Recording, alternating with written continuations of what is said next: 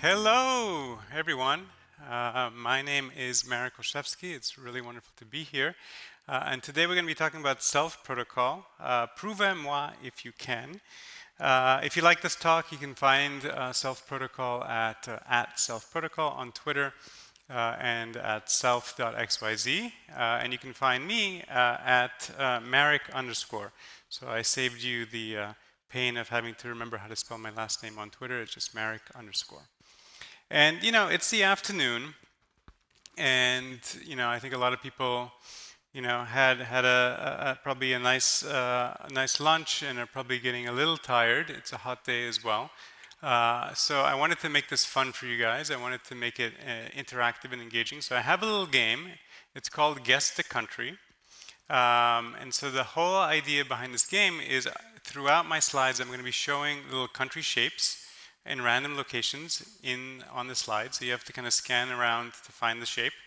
The whole game is for you to yell out as quickly as possible the name of the country that you see. And so this isn't arbitrary. Each of these countries that you'll see are countries that are supported by self protocol. And so it's a fun way for you guys to learn which countries are supported. We actually cover the majority of countries, but it's still fun to see all of them as shapes throughout the slides. Just to warm you guys up, France over here, we got one in the front. And it's good that you were fast, because this time I'm going to raise the stakes. I've done this game before, but I want to raise the stakes a little bit. This time there is actually a prize. So yesterday at the speaker reception, I participated in a raffle and I won a free glider tour for 2. And I'm going to pay it forward. So the person who guesses the correct number or the most shapes is going to win this prize. And you are in the lead. And so we have some volunteers who are going to be keeping score. And of course, we're going to also rely on you guys to keep track of your own scores. Okay, so you know the game. Okay, I think over here, 1 point to that person. So hopefully the volunteers are keeping track. And so, one of the reasons, certainly not the only reason, but one of the reasons why we were excited about building self protocol is because we've been thinking about this question of, how do we onboard the next billion people? We've had, I would say, a bunch of different waves where we've successfully onboarded people into crypto. I would say probably at least 3 different waves. We've had proof of work originally. I heard it somewhere here, but I don't know who was first. Okay, volunteers, hopefully you guys can reconcile those 2 people competing for that. So proof of work certainly early on was a great way to bring people into crypto, right? If you had excess electricity or if you wanted to buy electricity, you could turn the money that you were spending into electricity, you could turn that into crypto, and typically you did that because you expected a profit from participating in mining, initially Bitcoin, later Ethereum and other chains.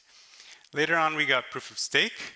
With proof of stake, you just took your capital, you bought a crypto asset, you staked that asset and you started earning rewards. It was another big incentive for people to come enter crypto and start making money. Later on, we had DeFi Summer, where the same thing happened over here. Yeah, I think he's got 2 now. Later on, this happened with DeFi Summer, right? People started putting money into DeFi protocols, creating network effects in those DeFi protocols, and then frequently being rewarded handsomely for that money. All of these things had, one thing in common, and that's that you had to effectively put capital. That is right, and I think it was this guy again. Okay, guys, everyone else, you need to really pick it up a notch because he's in the lead. How many points do you have? 2, okay. 3, okay, 3. Okay, everyone else is still in the race. You guys still have a shot, but you gotta be a little quicker. You know, he's all the way in the back too, and sound travels, you know, not that fast. So the people in the front should have an advantage. So hopefully you can use that. But coming back to the talk, you know, the thing that all of these things had in common is that you had to bring capital in order to receive these rewards. And I would say that, you know, one of the reasons why our whole industry right now is so obsessed with number go up is because we've onboarded so many people who have been really attracted into crypto because of this idea that you can bring capital and earn additional rewards. And so there's a lot of focus on that. But there's a lot of people out there who, you know, may not have excess capital, that may not be willing to, you know, put it to work or even risk it. You know, crypto is certainly a very risky endeavor, and it's a real shame. And I should add that one of the reasons why all of these incentive mechanisms use capital in this way is because at the end of the day, capital is this really good Sybil resistance mechanism, right? If you reward people proportionally to how much capital you bring to the table, there's no incentive to create a lot of accounts. You just create one account, the reward that you get is still the same. And so I think what's missing is a way to solve for Sybil attacks in a way that doesn't attract or doesn't require capital. And if we can solve that, then we're in a position where we can onboard people who maybe are less interested in number go up, who may be able to get real utility out of coming on chain. And certainly, you know, the demographic, the audience that's suddenly addressable that we can reach is also much greater. And so we're really, really interested in how we can solve this Sybil problem in a way that doesn't require either proof of work or proof of stake or bringing capital on chain. And I think that's one of the things that Self really does well. Self launched earlier this year.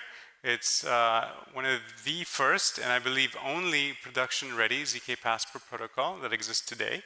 And it solves the Sybil problem. You can, with math, and we'll talk a little bit how it works, prove that you are a unique individual in a way that doesn't require a counterparty, is fully privacy preserving, and doesn't require capital. You can also prove that you're a human, it turns out, with Self protocol. So Self is useful for not just Sybil resistance, but also for, you know, proof of humanity. Who would have thought that that would be important in this day and age? But with, you know, agents, as you guys know, suddenly you're on Twitter and you're wondering, is this the real person that I'm talking to? I'm seeing that a lot lately. Longer term, even the AI agents are going to be interested. Am I talking to a human? They're going to be confused too. And so being able to tell if you're a human is also going to be really important. And it turns out that you can also use Self to prove that you're not a bad actor. So we'll also talk about how you can use Self to prove in zero knowledge without a counterparty that you are not on the OFAC list. And so Self does all of these things. It does so by leveraging what I like to call, anyone want to guess this country? This is not Turkey, no. Ukraine is right. So this leverages the most trusted attestation of who you are, certainly in the meat space, I would say, which is, of course, the biometric passport, right? Biometric passports are very difficult to obtain. You know, they're issued by your issuing country. They typically only give you one per issuing country. People tend to value them, you know, because you need them to travel, so they store them securely, so they're not, you know, stolen as often as other accounts and forms of ID. And these biometric passports, which are the ones that have that little logo that you see in gold on the right over there, these actually have a little microchip in them, and these are actually machine readable by your smartphone. And so that's really, really important and relevant here. And what's inside that chip that you can read with NFC on your smartphone, Turkey, did someone say? Czech Republic is right, although there is a new name. Czechia is right, and I think I'm going to give it to this person. And so in that microchip is your biometric data, It's all the data that you have on your main page of your passport, including your photograph, and it's cryptographically signed by the certificate authority chain. So it's signed by this document signing certificate, which is in turn signed by a country signing certificate. And so by verifying these signatures going up the chain, if you have the public keys of every country in the world, and that's a very manageable amount of public keys, then you can verify the authenticity of anyone's passport data. And so they did this, 20 some years ago, to make it so that it's much harder to forge a passport, practically impossible now, because you can't get access to this country signing certificate authority, and so you can't effectively forge the data that's sitting in the passport, because anyone could easily check this certificate authority chain and see that that data is not valid. And so that's really great, obviously, for travel, but it turns out that we can use this as well in crypto. Because we have smart contracts, right, we can actually verify these signatures in a smart contract. So you can actually prove without a counterparty that your passport data is valid, as long as the public keys for these countries exist, in a Merkle tree with a Merkle root on a chain. You can effectively create a proof that proves without a counterparty that your passport is valid, right? So who likes that idea, right? Who likes giving their data to third parties so that they can be hacked later? Anybody? No. Who would rather, use a smart contract that can't be hacked? Yeah, a lot of hands in the air, but it's actually a trick question, because if you were to do this, you'd be revealing your passport data to everyone. So instead, what we do is we prove in zero knowledge using a snark that this chain is valid, and then we verify that proof on chain. So we still do it without a counterparty, but we can actually do it in zero knowledge. You can do it anonymously without you revealing any of your information. And that's really, really cool. And we can do it without a counterparty. It looks like I talked over the last slide when I should have been talking over this one. And again, it's just so nice to be in a world where you don't have to necessarily give your passport data to a third party. A lot of third parties don't even check that biometric data. They just look at the passport and just look at you and see, okay, this looks legit. Now you can actually do it without the counterparty and with stronger security, because you're actually looking at the underlying data in the actual biometric chip. Now what's even better is once you've done this, once you've proven that you have a valid passport on chain, you can actually then start doing selective disclosure. You can start proving other things about yourself. And so Self has an SDK that allows you to reveal information about yourself. You can either prove zero knowledge statements that are derived from the data on your passport. So for example, you could prove that you're over 18 or over 21, or we're actually talking to a bunch of dating sites who actually want to prove that your age is under a certain age. You can do that without revealing even your actual age, and so that's pretty exciting.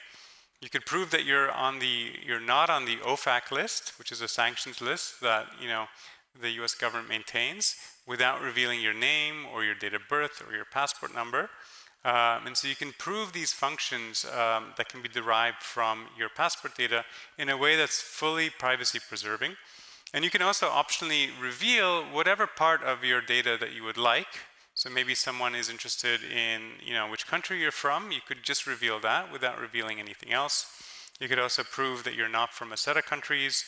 You can reveal your first name, maybe the month and day of your birthday, maybe your hair color, which could be fun for some meme coin type activities. And you can associate all of these proofs with your own wallet address, so that again you can then connect to some application and then perhaps interact with that application once that proof is verified. And just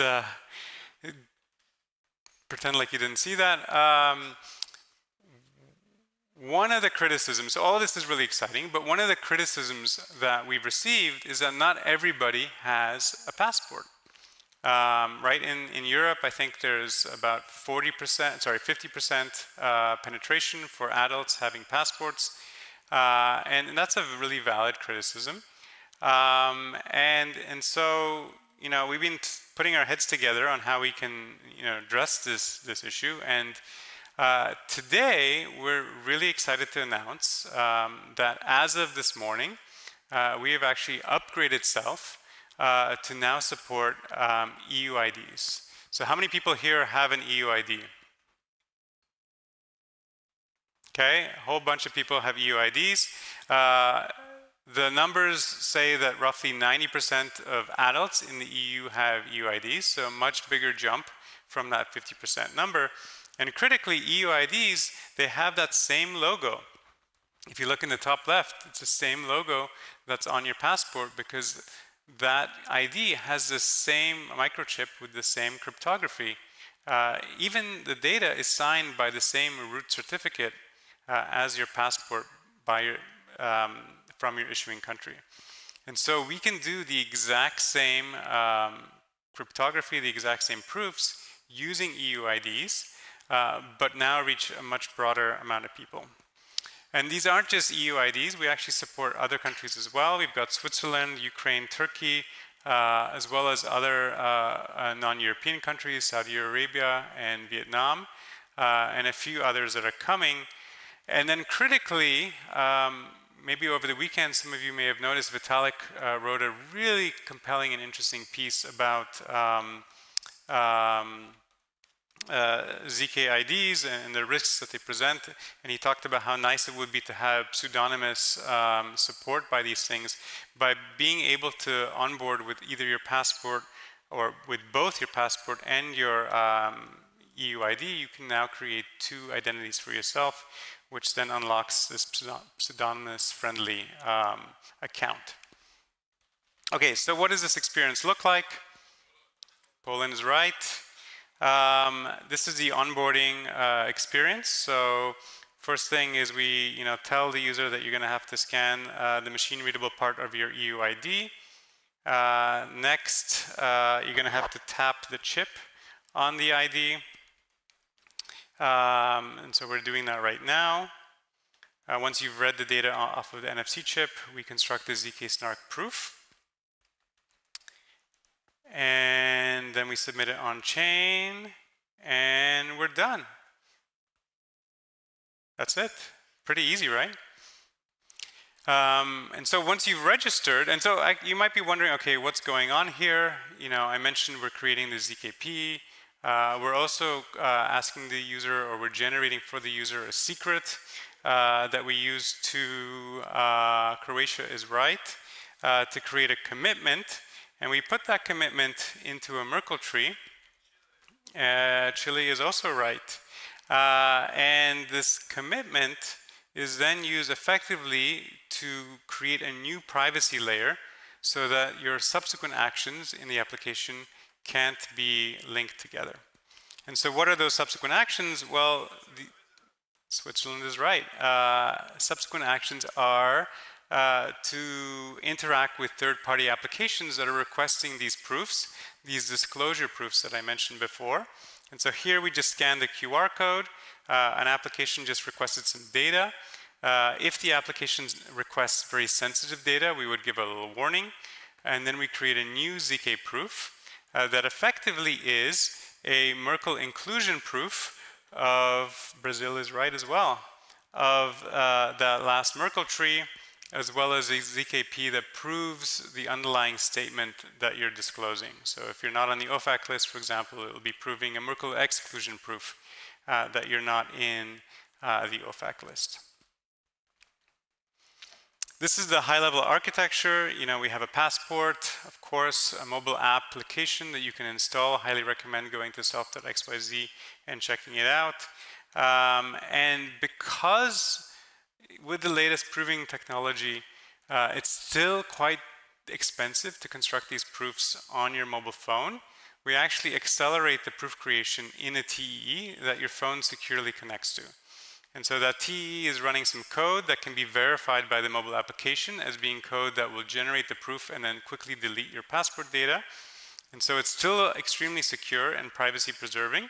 And then that TE submits those proofs directly to the chain, specifically to Celo, which as it recently became a layer 2, and so it now becomes accessible throughout all of Ethereum.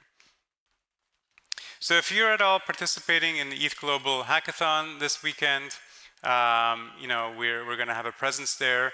Would highly encourage you to check out our full developer SDK.